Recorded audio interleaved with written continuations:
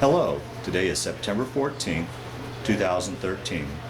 We're meeting today with Mr. Ike Martinez in Brighton, Colorado. My name is Brad Hoops. I'm the interviewer for the Northern Colorado Veterans History Project. Welcome, Ike, and thanks for sitting down today to tell your story. Thank you, sir. Let's start out, if we could. Tell us a little bit about yourself, your date of birth, where you were born, a little bit about your family. Well, I was born in Mogote, a town near, well, it's west of Anito. And I was born there, and after I was born, my mother went back to Monte Vista, and they left me with my grandma, and my grandma raised me until I was 12 years old. Just about, that's when she passed away, and then I had to go with my parents. And in that little farm that my grandma had, she had my Uncle Jerry. He never did get married, but he helped she take care of my grandma and me as I was growing. I grew up there since I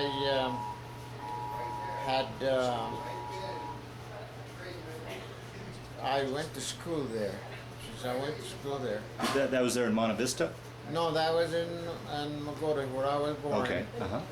In Grandma's house. They had a barn. They had horses. They had cows. They had pigs and chickens, dogs, and what have you.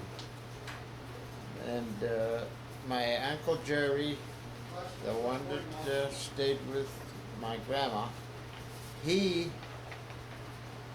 used to plow with a team of horses.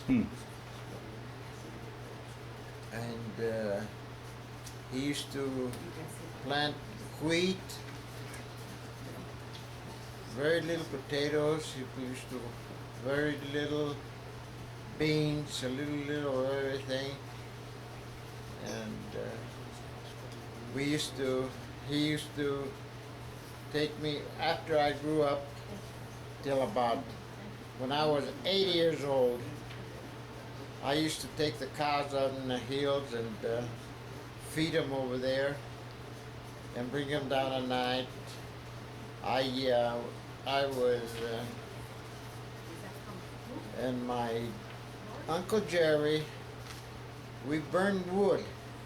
We burned wood, and he had to go get wood from the mountains and saw them and chop them. And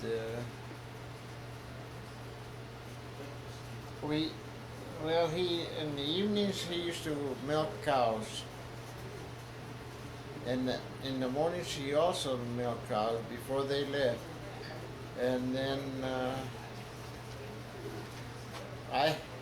in the evenings, after I got out of school, I used to go collect the eggs from the chickens, from the chicken nests, and take them in. They bought me a little wagon, little red wagon, which I used to bring in wood to the inside the house with my wagon. We used to bring, had a well that we had to bring in water to the house too. That's until my grandma died. She passed away, and I stayed with my Uncle Jerry about 1 year after that. And, I went with my folks. Went back to my folks in Monte Vista, and there I went to school went into school, and I used to have little jobs. Well, I used to work little jobs until they called me to this organization. CC camp is what they call them, a civilian concentration. Conservation Corps? Yeah. And there was, I don't know how long it stayed in, and then they began to discharge us so they could draft it in the Army, because that's when, in 41 or 42, I think. Uh-huh. And I got out, and then there was a man asking for some volunteers to go to this school in Colorado Springs. It's called the NYA, National Youth Administration, I think it was. And I chose to be a art welder, and I finished my course, and I was ready to go to shipyards in California. I think it was Richmond, California. Had the war started at this point? Work? No, had the war started by this point? Well, no, not really. No, did not work. But could you sense the war was coming, or? Yeah, well, they wanted us to do all this work because there was a shipyards in Richmond, California, and they were going to send me over there. And just before then, the draft got me. So No. I had to go to the Army then. Well, now with your skills, could you have gotten a deferment? Well, no. Because there were some of the fellows that took the training with me. They were sent over there, and they just started calling them back all to the service too.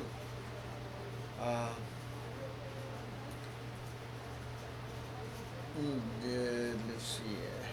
So you got your draft notice. Then how much soon after your draft notice then did you leave to go off? Well, it wasn't long. I was called to Denver for interview or something, and there's where they asked me what branch of the service I wanted, and I told them the Army, because they chose me the Navy and Marines and Coast Guard and what have you. And I chose the Army, and I got drafted then to the Army, and well, from there, I don't remember what camp it was there in Denver. They sent us to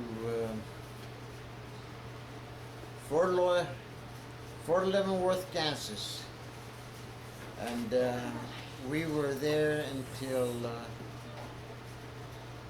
they sent me to Camp Roberts, California. Wow. Now, was it very hard? Was it much of an adjustment for you going from civilian life to military life? How much of adjustment was that? Well, the way it was when I was in Camp Leavenworth, all the what do you call them, recruits, they were all together. We had bunches, and we drank beer and what have you, working KPs, and trained. Well, I was even trained to be a boxer myself, and instead of going to a KP, I boxed, and they took me out of from there, and until they called us to, and some of us went to California, Camp Roberts, California. That's where I took my basic training. I started my basic training there. And how was basic training for you? Was it easy, hard? How did you? Well, we had some mean charges, because they train us real hard. And well, after a while, you have to get used to like everything else. And I remember sergeants cussing us out that we didn't do this right and all that. But we got trained, and we finished our training. How was it for you? I mean, I imagine prior to that, you really probably hadn't traveled too far away from home, and now you're halfway, you're over in California. Was any sort of homesickness or anything like that, or how did you? No, I used to write letters to my folks, and they used to return them. I used to get letters. I waited every day. I waited for the mail call and see if my name was called or something like that. And I read the letters if they were, and some of friends also. And it was quite an experience. Yeah.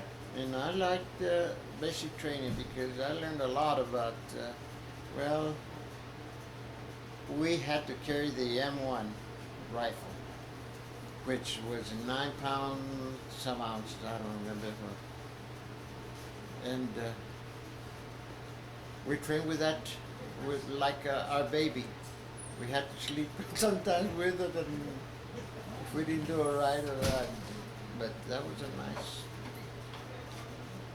nice deal. We finished the training. I think I was 17 weeks of basic training, if I'm not right, I had there. And they send us what is they were gonna ship the whole outfit, the whole group in a troop train. We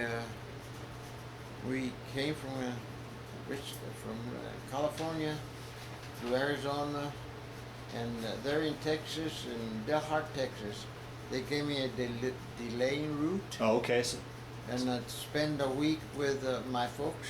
you were able to get back home? That gave you plenty of time to get home? Yeah, they gave me home, yeah, from there to Colorado. And then, well, they said, they called me and they told me where to go to catch back to, I think it's Fort Dix, New Jersey. Oh, wow. Yeah. And there we were spending another time waiting for us to be shipped over to England. We landed we shipped and we shipped out, I don't know what date it was, but we landed after about 17 weeks of travel. Oh no, what was it? I don't remember. Yeah. Traveling time in the sea. Well, that begs the question. Here's a boy from landlocked Colorado going to sea. How was that trip for you? Did you get seasick, or how was the crossing no. to? Well, no, I got not very sick. I didn't get sick, but in a ship, there was quite a few fellows that were over the dock there, trying to throw up or everything else. Everybody got sick. And you didn't? It didn't bother you? No, it didn't bother me. Yeah, I'll be darned. Not even going up or coming back. Huh. How was that trip? I mean, from what I understand, they're just packed with men, and I mean, what did you do to kill the time? Well, everybody used to gather, and some of the guys used to play dice. They shoot dice. Mm-hmm. Ooh, a big ring of playing dice. I even lost my butt with it. And some play cards, 20 blackjack, and all that. We spend the time doing things and exercising sometimes. Now, were you in a ship alone, or were you in a convoy going over? Or No, it was a ship alone. Any worries about German submarines? No, No. Oh, okay. I was before then. Well, it was in the winter time, so the weather was bad. There was, we'd be in a ship here, and the big wave would be that high. It just looked like a mountain and all that, or vice versa. That must have been scary. It No? got scary, yeah. After a while, you went down in the deck and laid down and forget about it. Wow. Now, at this point, were you already in a unit, or were you going over as a replacement? Okay. I went to a replacement. Okay. I was sent to England for a replacement. Okay. Okay, so you land in England. Take your story from there. There again, we were just waiting for D-Day, in which we didn't know. But same thing, guys gathered, playing playing and exercising until D-Day. And then, well, D-Day, they started, and we were still waiting for us. And they finally called us, and D-Day +6, I went overseas. I went Over the channel? over the channel to Normandy. Now, at that point, I'm assuming by that point that you were put into a unit then. What were you? I was in 2nd Division. Well, it was 38 Infantry Division, 2nd Division. 38th Infantry Division, the 2nd Infantry Regiment? Yes. No, vice versa. Regiment. 38th Regiment, 2nd Division. Okay.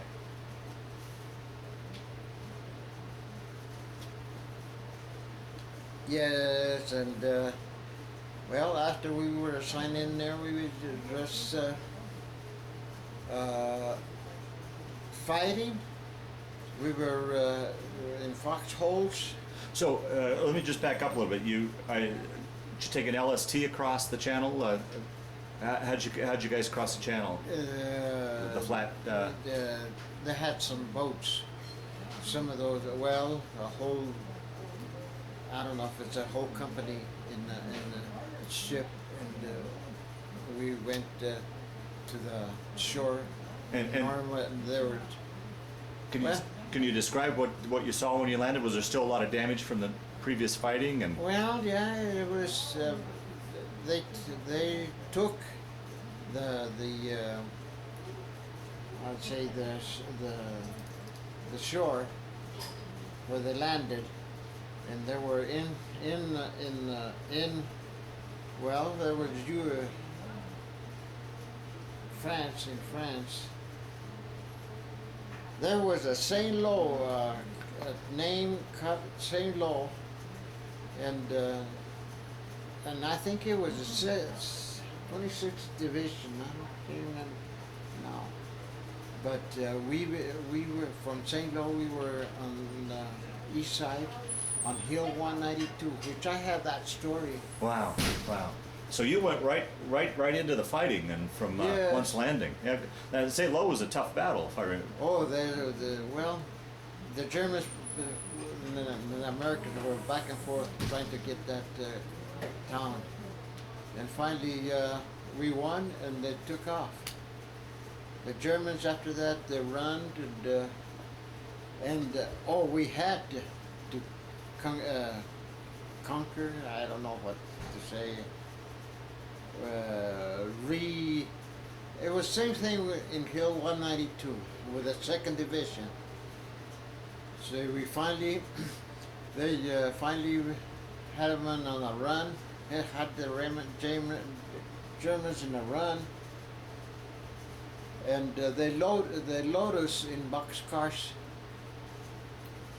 And they're in France because they didn't have enough transportation, I guess. Because they were in a run, and we were behind them. They call those boxcars 80s, 40s, and 8s. 40 and 8s. 40 men and 8 horses. Is that correct? 40 men and 8 horses. Yeah, That's right. Yeah. And we used our helmets to use the bathroom and everything, you know.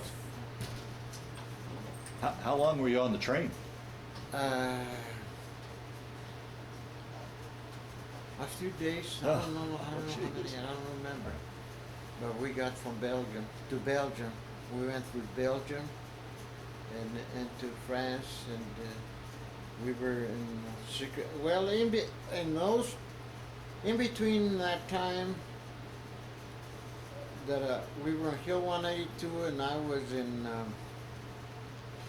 We were in Sick Tree Line. It's I think what they call it in the forest, and there was shelling like heck. And this is where I got my first Purple Heart. Oh. I was had little, you can see little Shrapnel? shrapnels, and I even had one here in the left ear. And they took me to the emergency in the back, but they sent me back to. Patched you up and sent you right back? Yeah, they sent me back to the front lines. And we were there in Sickly Line, which was like in a forest. And it was so dark. At night it was so dark you could see your hand in front of your face. And we had to go, they would send us to we had some outposts, and they had to send us at night and check the outpost, and they had ropes where we could just travel with against the ropes because we couldn't see. We couldn't see. Oh. We couldn't see a thing, not even the guy in front of me. Wow. Until that, well, I don't know. There were so many things. Yeah. Eating chow and all that. We had big tents where in the nights they used to cover one side and cover one side and go out the other side, and then vice versa, so there wouldn't be any light coming out. And What's it? Can you talk a little bit about particularly when you got shelled? What's it like to be in a shelling? It just sounds terrifying. oh, I couldn't walk. I could walk a little bit because over the second time when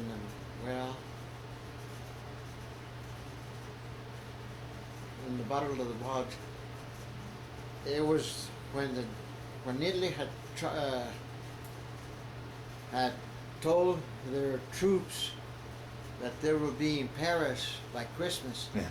And what happened with me, it was the 24th of December, and we were walking from the Battle of the Bulge, from the Sicily lines and all that.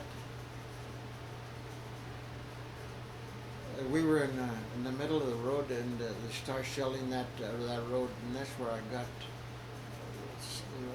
some shells again. And I was the last one to get in that. What do they call it? Carriers, like pickups. Deuce and a half? No, it was 2.5. What did they call them? So anyway. And I was in, and they put us. That's where I got lost, and they put me in the first 80 station that belonged to the 99th Division. It was checkerboard division, and then we were a bunch of wounded guys in this basement. And they told us had to get out of there because the German was attacking that there. So I was about the last one to get in back of that truck, and they took us away. And then there I was again. I couldn't walk. I couldn't do the. Then they did send me to the front lines. They put me in an outfit that was really. In reserve? Yeah, well, it was in the back of our front lines, and it was engineers, trucking company, and they put me in a motor pool to drive trucks and cars. That's when one time I just drove the company commander, Oh, really? and he liked the way I was driving a Jeep.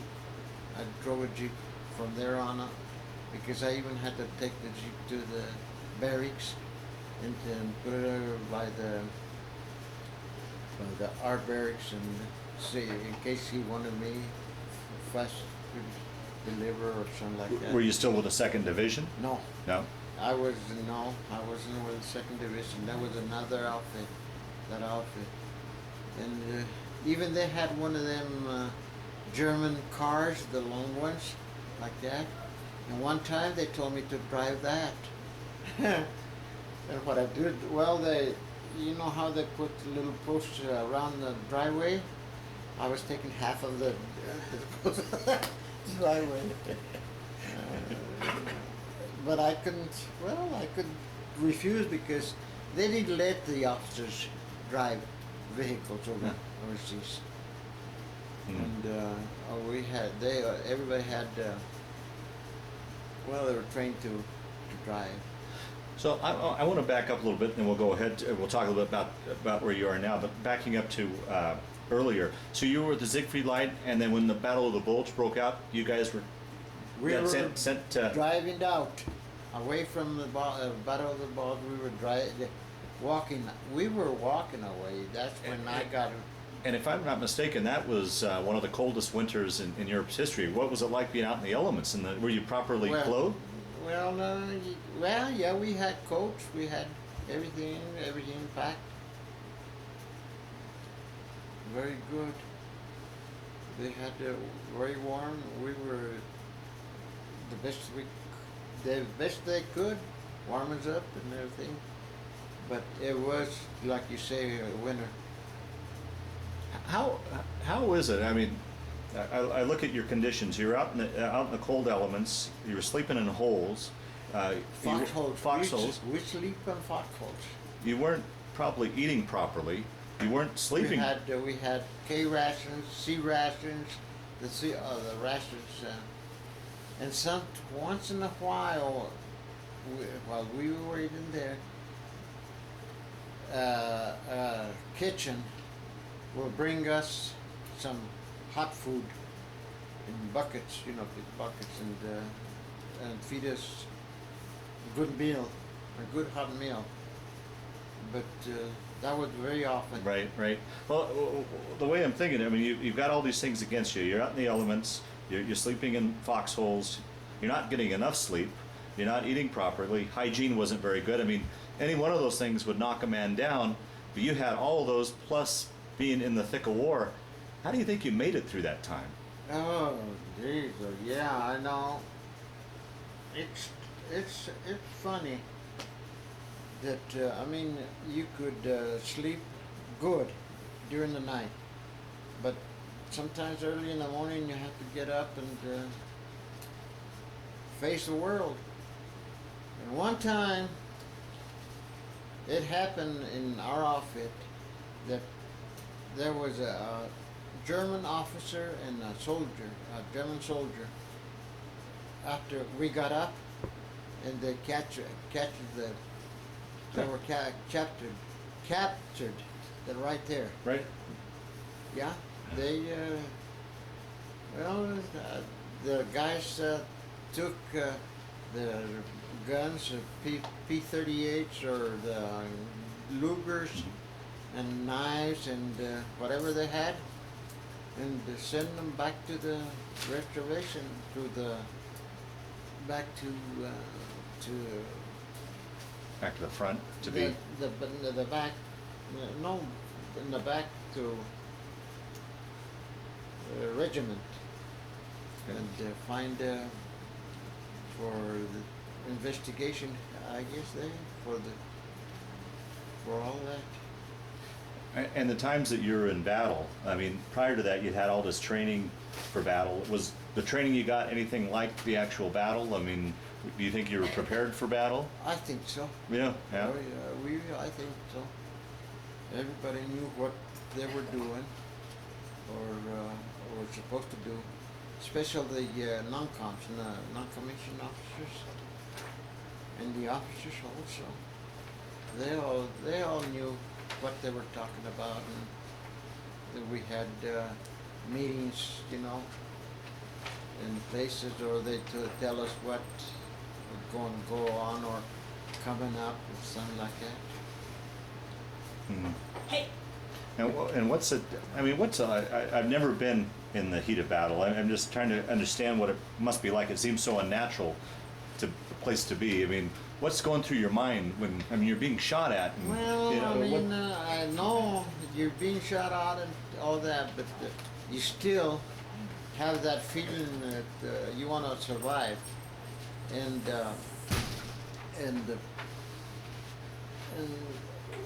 what we try to, well, if they call us to go to the front lines, to the next hold or something like that, that would be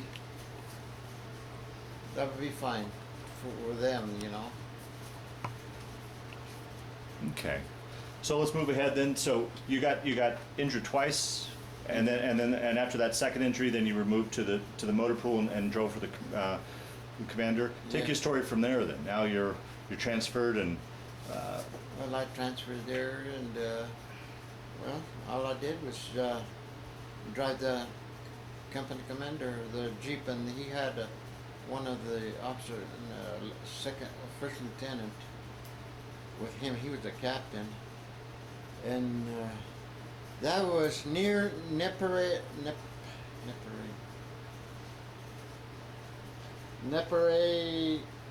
France.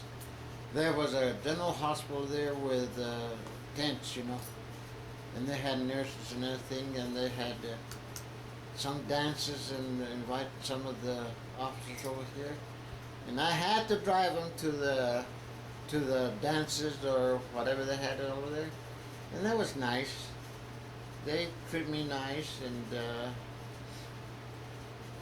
and we used to make 2 trips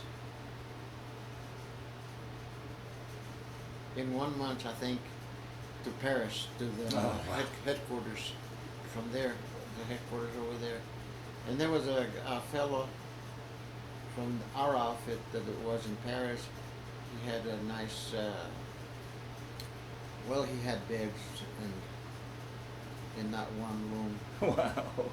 And it must have been exciting. I mean, once again, here's a small town boy from Colorado in Paris, France. I mean, were you able to get time off to go and explore it all, or?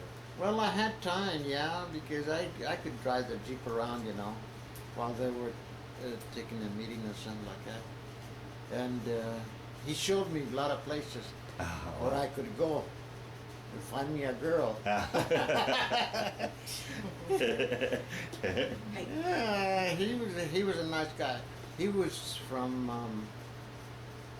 Oregon. I don't remember. Yeah. He was a nice guy, and he knew all the ropes there. We used to go in the joints and drink cognac or champagne. Only I didn't like champagne because gave me a headache for next day all day. I had a headache. No, that was nice. That part of being overseas was nice. I knew that, and that's the one that gave me a week's vacation or a weekend pass, and they sent us to Switzerland. Oh wow! Oh, that was the most beautiful country I'd ever seen. Well, it's been in a war and in a battle. I went to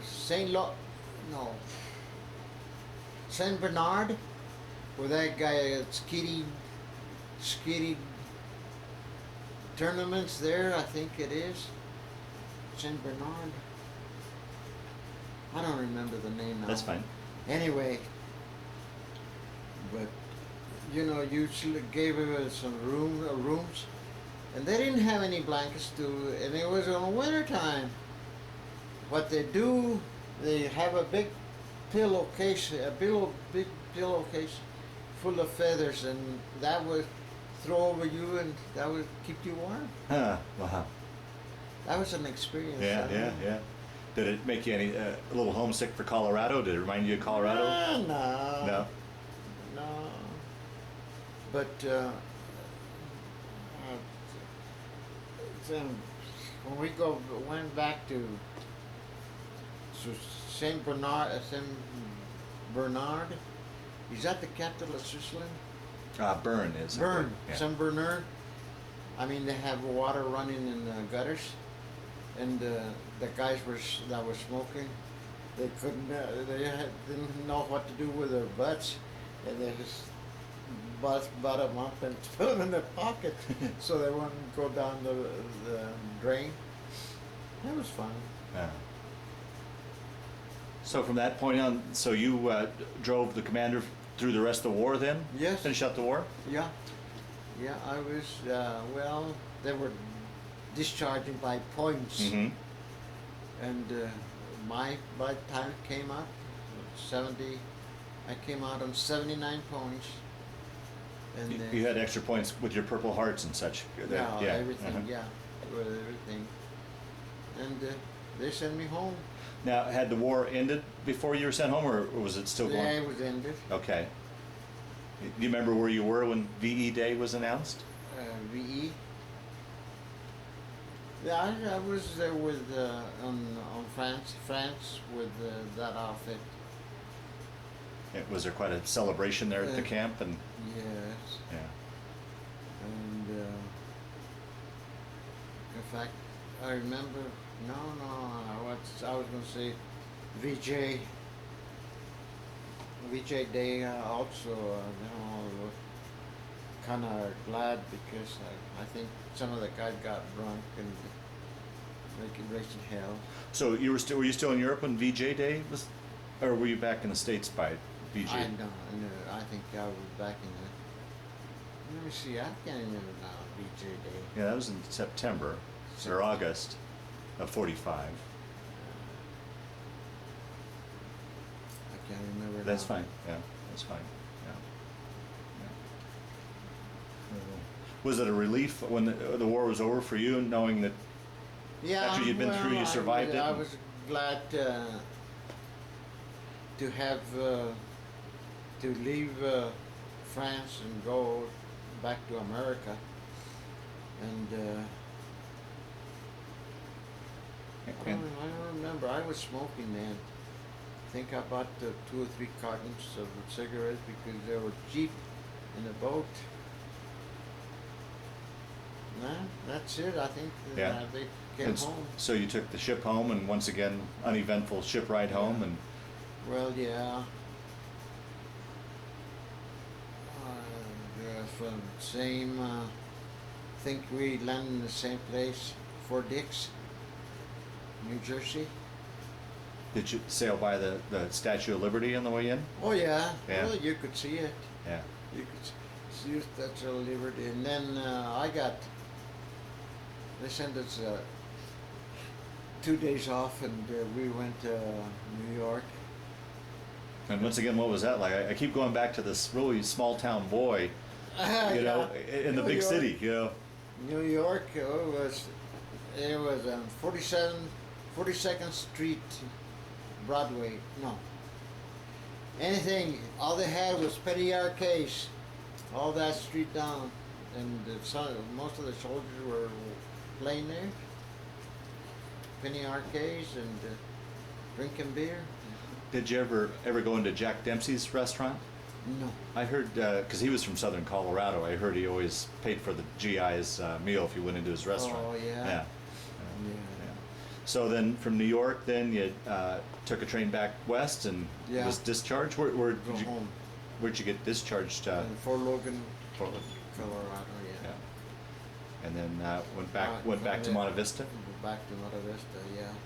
And I hitchhiked. I don't know why I did that, but they gave me right. Well, this guy was going to Pueblo, and he gave me a ride to Pueblo, and from there I hitchhiked And no sooner I got in the road, and they cleared to Alamosa. Wow. And from Alamosa, I was going to Monte Vista, and my dad, my mom, and Aunt Rebecca, they were taking, my Aunt Rebecca lived in Romeo, and my dad and my mom were taking her home, and they met me there in the middle of the road. Really? Did they know you were coming home? No. They just, oh, wow. Huh. That must have been a surprise. Yeah, it was a surprise. So we went back to Monte Vista, and I wasn't too long out of the service. I worked in warehouses and potatoes, and I used to go. Some farmers used to have like guys like that came out of the service, give them a job or something like that, and not too much. But the warehouse there was I had an experience. Well, since I was a truck driver, they knew I was a truck driver. So this outfit that we were working for, the warehouse, they was going to send 2 trucks to El Paso and sell potatoes over there. So they chose me, and I could take my wife. I was married then. I'd take my wife to El Paso, and the owner of this warehouse, he liked to drink a lot, so he was kind of drunk, and his driver took him with him, and I took my wife. They took both trucks, and we went to El Paso and took it to the warehouse there. And So is that what you went on to do as a career then, truck driving, or what you ended up doing? well, no, I was just sort of in the potatoes, doing odd things in the warehouse. But other than that, I finished when I was in a beer joint drinking beer one time, and this owner, I asked this owner if he needed any help, and he said, "Yeah, I can help." And he said, "You can come," and he wanted me to help him get some beer, sell some beer, bartender. As a bartender. Uh-huh. And finally I worked for him until he trusted me enough that he used to take us some other things, do some other things, and I used to take care of the little bar that they had there. And I used to work and put the money away and come the next morning. And he would be there, and I would be there. We stocked with beer and all that. It was a job. And after that, I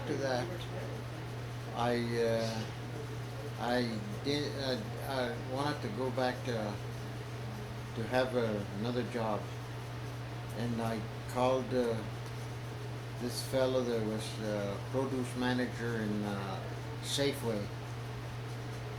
And I asked him if he needed some help, and he said, no, he came to me and said if I wanted to work for Safeway.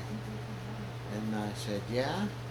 So I went back to Safeway and started the produce, as a produce section. And later I transferred to grocery side until I got into checking. For the last 15 years I checked, nothing but check. First checker every day. I had Saturday and Sundays off. How many years? How many years did you work for Safeway? 30 years. Yeah. Then after I quit Safeway, I don't know what I did. What did I do? Retired. Retired. Yeah, I retired from Safeway. How I was 69 years old then. How was it coming when you got back from the service? Was that much of an adjustment, particularly everything that you'd been through?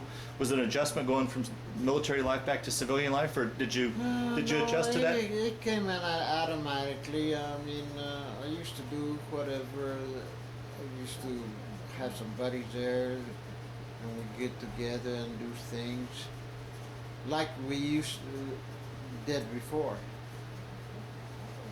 Did you have any problems with nightmares or flashbacks or anything, or were you able to leave that all behind? Yeah, I think I did Yeah. leave everything behind. Yeah.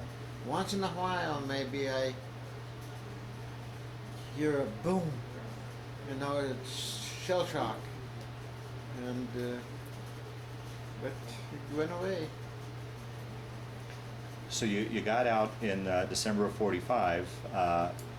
Talk a little about meeting your wife and how you met her. Well, me and my wife were sweethearts for a long, long time. I thought. Were you sweethearts before you left for the war? I think we were Yeah. for a little while, and then no. Did you keep in touch when you were overseas? No. Okay. No. But when I got back, everybody was teasing me with my girlfriend, which was my wife, and we got out. We used to go out every night, or not every night, but every other night, and go places, go dances, and all that, until I decided to get married, and I got hitched. Well, we'll talk a little bit about family. Children, grandchildren, great-grandchildren. Well, my first child was Jackie, and then I had a George who had Georgie. He born sick from stomach or some kind of a sickness he got. He died 3 months. In 3 months, and he passed away. And then I had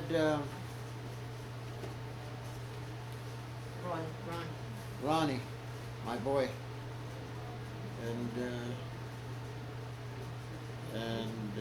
then Peggy came. That was in '51 when she was born, and this one. Well, though I got after I was with a discharge from the Safeway, I joined the National Guard. I joined the National Guard, and we had training, and then they send us to Camp Rooker, Alabama, to train some troops, and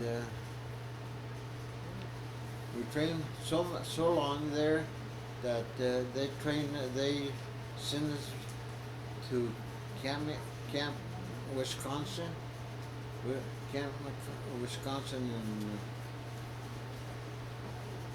and Camp McCoy, Wisconsin. That's what I'm trying to say. Camp McCoy, Wisconsin. And there's where they were sending. There's where I met Bruno and all the guys from Monte Vista that were in the National Guard. We were all in the National Guard. We were all friends. It was fun. It was fun.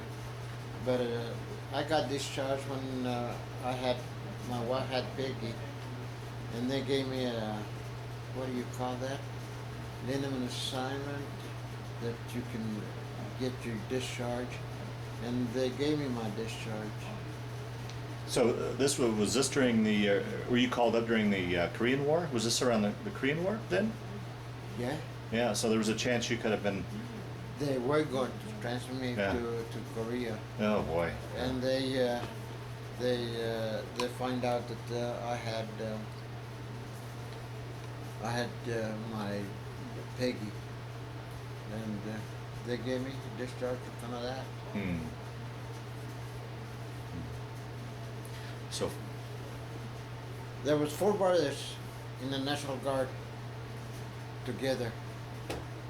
wow. Yeah, and What about your previous time when you were in World War II? Were you overseas with any buddies, or was you or no, I was the only one. the only one? Yeah. Uh-huh. Hmm.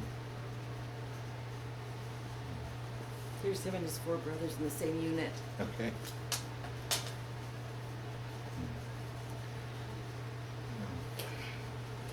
You had 4 children. How many grandchildren? Grand, I had 7. 7. Uh, 4 boys and 2 girls.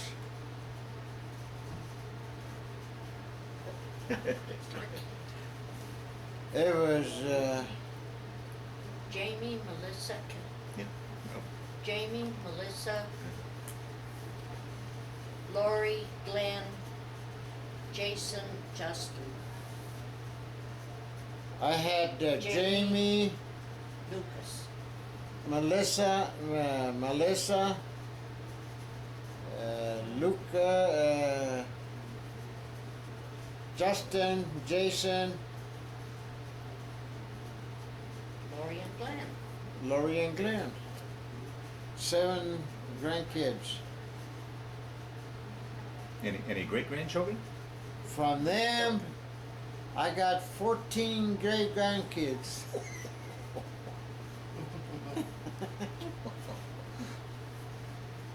Would you like to talk a little bit about Glen? And Glen, well, Glen was a very favorite son-in-law. I mean, grandson. He is obedient. He was a good, obedient kid. In high school, he was a quarterback for the team. He was a pitcher for the baseball. He didn't play much basketball, no basketball, but he was one of the best wrestlers that Monte Vista had. He went to state 3 times, I think. Twice for 3rd place and once for 2nd place.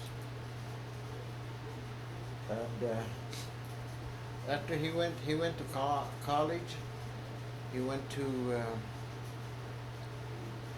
Omaha, Kansas City, no, Ottawa. Ottawa, Kansas. Kansas, and he got his master's there, and after that he went to Colorado and joined Boulder, ABC or CU. CU, Mhm. and he completed his master's there too. He was a good master. Well, he worked for some outfits there. I don't remember doing what. You what remember? Anyway, so he got tired of hearing this war. I mean, Korean war, not Korean. Iraqi. Wa- huh? Afghanistan. Iraq. Iraq. And he said he told my son that he was going to join the Marines, and he did. He joined the Marines. What were your thoughts? You know, after what you'd been through, Oh. did you have any? Yeah, he offer him any well, advice? I mean, he wanted it. That's the way he wanted it, and that's the way his son. I mean, Ronnie, my boy, he got to where he was doing right, and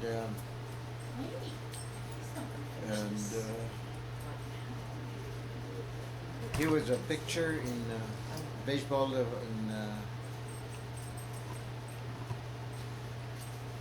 Kansas there. What was that? Ottawa. Iowa? Ottawa? Ottawa. He was a pitcher there for the team there. And everybody liked him. And from in Boulder, it was the same way.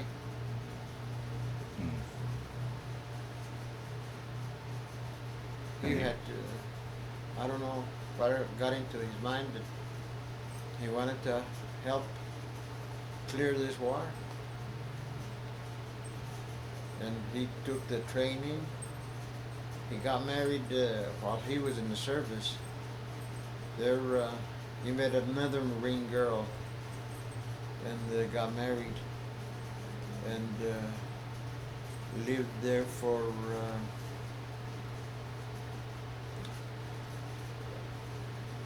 well, they were going to in and out. They went twice to Iraq, not Iraq. Yeah. Yeah. Huh? Yes. Iraq.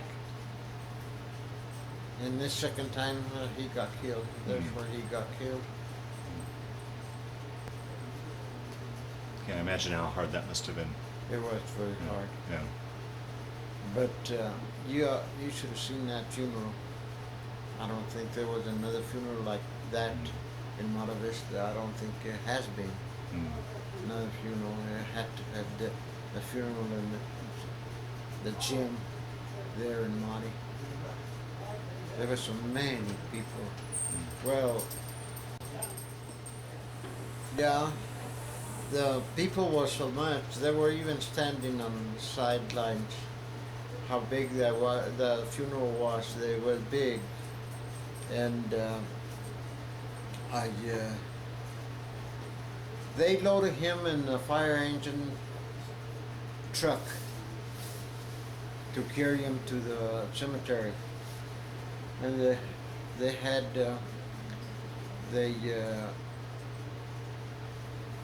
went. They had a military funeral, and there were so many people at the army. There was I don't know how many schools there was there in the funeral. He was a big boy. He was known by everybody over there in Monte Vista.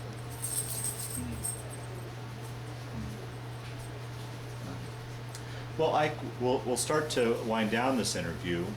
Is there anything I didn't ask you that you'd like to talk about, or any other stories that, as we've been sitting here, have come to your mind that we forgot to talk about that you'd like to add? Well, it takes for a little while for me to come back, you know. Right, sure. My mind's not as good as it used to be. Yeah, fair enough. No, I don't think I have any. Well, through the years, did you ever have any sort of reunions with the guys you served with, or kept in touch with anybody you served with? Serve? That you served with, did you keep in touch with anybody you served with, or was there any sort of reunions? I keep in touch with a lot of the service guys that were in the National Guard with me. Uh-huh. Because even though 2 months ago there was one of the guys that he was from Monte Vista also, and we used to visit each other, trade pictures and stories of what happened, and it's until finally he got sick and he passed away about 2 weeks ago. And there was another one. He owned a truck garage. George Hammond. He was a mechanic. He was even a mechanic in the National Guard. He used to work with the trucks and all that. And that's what he had.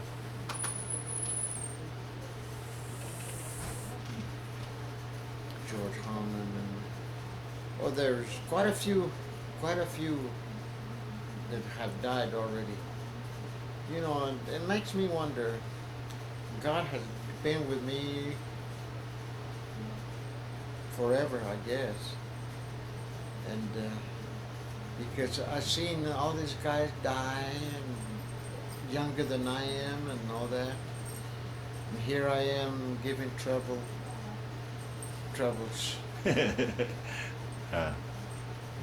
Well, the last question I always like to ask with these interviews, that time you were in the service and overseas and everything you went through, how do you think did that affect your life, change your life, play a role in your life at all? Or was it simply just a chapter in your life that you went through? How would you answer that? You know that I got a lot of experience in the service.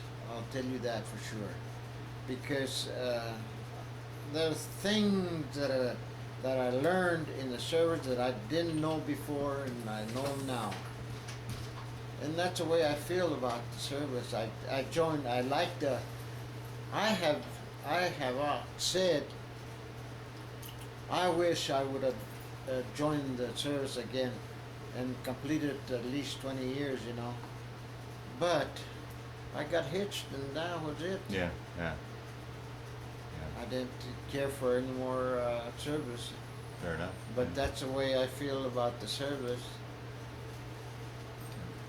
Well, Peggy, we're winding down this interview. Is there anything you can think of that he didn't talk about that you'd like him to talk about, or talk about more, or do you think we pretty much did a pretty good crack at covering his I life? think you covered quite a bit. I think one thing that was interesting that I just heard a little while ago was that when he was coming home from the service, it wasn't like nowadays our kids are coming home so we meet them Right, at yeah. the baggage claim. He was coming home and he hitchhiked. Right. He hitchhiked home all the way across from New Jersey or wherever, and Not just. From Denver. from Yeah. Fort Logan. Oh, I mean, you got a bus to Fort Logan or whatever. Then he hitchhiked home and Yeah, he and then got that on. up until Alamosa, and then he started walking. Yeah, and he well- meets up with my mom and dad. Yeah, that's an amazing story. It is that, but yeah, that's amazing. I mean, in today's age, we've got cell phones and computers. I mean, you can instantly message, and back then you had no option. You had talk a little bit about when you wrote back and forth. I mean, V-mail was your only option, right? Yeah, right. And that could take months to get a letter. Yeah, and Well, I was reading my father kept a diary. Oh wow. And so I took it out last night and I'm looking through it, and when Isaac was wounded, they got a telegram 20 days later. And so my dad writes in his diary, here it is 20 days, and we don't know if he's okay or not. We know he was wounded, and we still don't know if he's okay or not. All we can do is pray that our son comes home safely.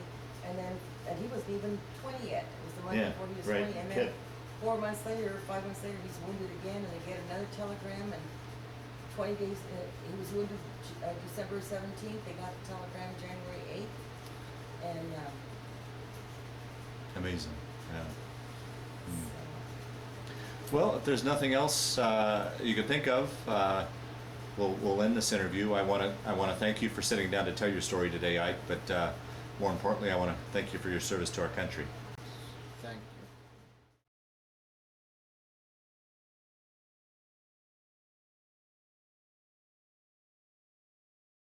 Okay. What I want to show you is that Belgium Protégé, and then Which is that? Which is that's Second Division patch. Second Division patch. And that picture is when I was a rookie, the very first in the service. And this patch here is National Guard patch, which I can't find anymore. And my dog tags. And then there's my two SFC, Sergeant First Class. And like you said, the combat badge.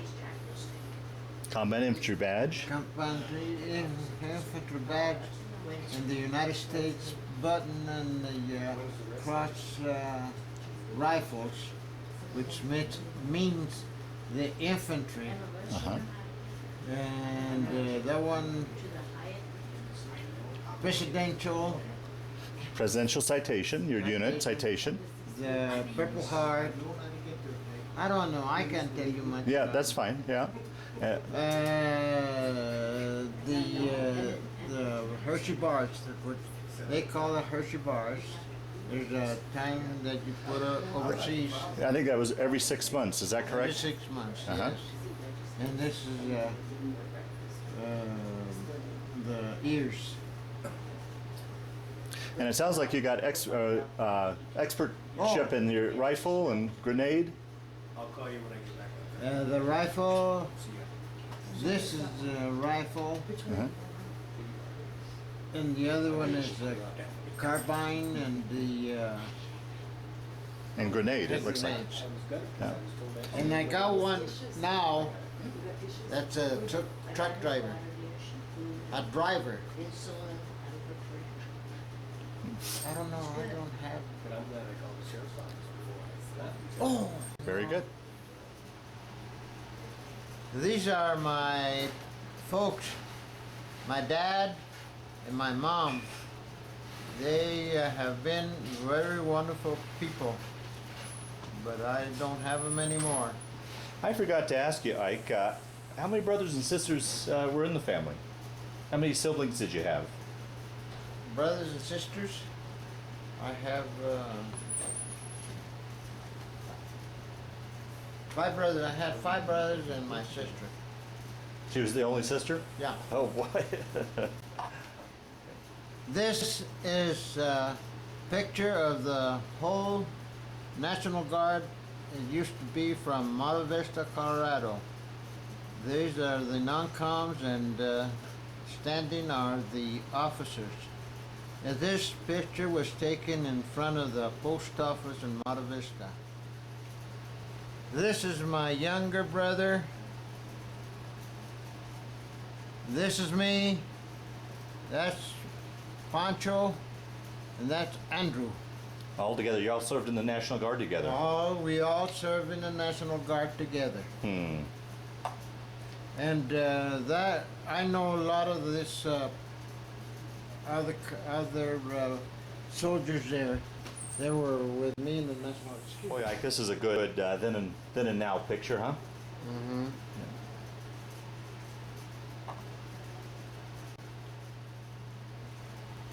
This is my dad, and this is my wife, and me taken in the living room of the house, and she was very happy there, and I kind of held her back and be nice to her. She was a nice person.